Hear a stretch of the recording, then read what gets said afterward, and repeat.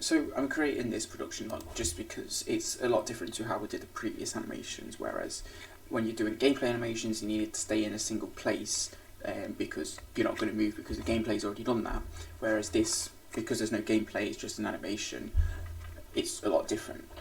So first you saw me post the character for when he's falling, and now we've got the half pipe. Now I did the half pipe by first getting the character to have the skateboard touch the top of the half pipe, and then move it a few frames forward to where he's finished on the half pipe, so it's completely off it.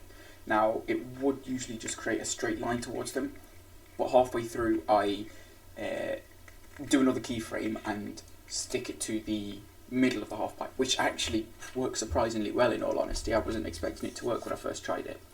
And here you can just see me playing about with it a bit.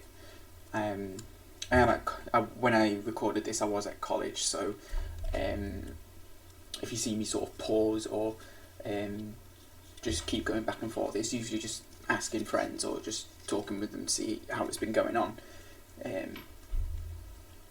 Like here for example. And here you can see how I did the 900, which was literally just 2 keyframes with just adding on 900 to the rotation value, which works because, you know, you're just adding a number onto a value.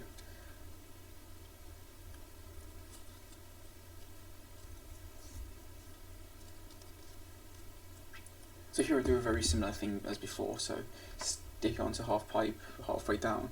However, this time I needed to make it go to the side because the character needs to go past the half pipe that's right next to him, which in hindsight I probably could have just moved them towards the end of it anyway, but it's fine.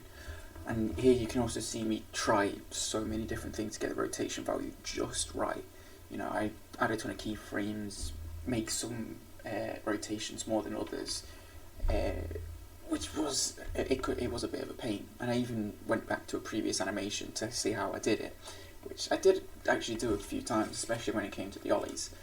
And here you also see me go through the graph editor, which ended up just not working.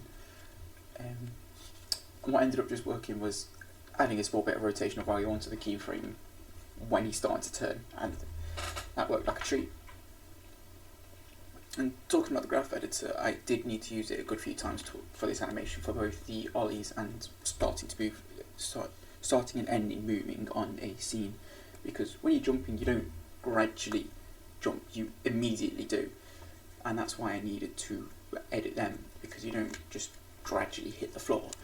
And also starting and ending a scene, because when you do it gradually it does look like you're trying to end an animation or start and end an animation. It doesn't look as good as if you just made it go immediately.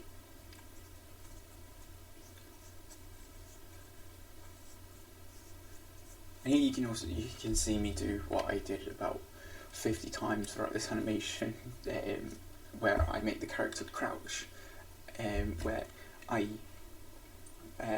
make the legs bend, pull the skateboard down to the feet, move the pelvis up. It's as simple as that. It does just take a little bit of doing just to get it right.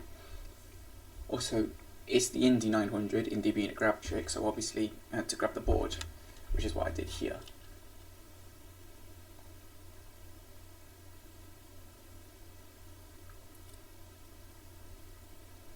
I also did try to make the head spin, but the spline decided the fastest way to do it was to make the head go through the body, which obviously wouldn't look particularly realistic, so I ended up just scrapping that. But it would have looked cool.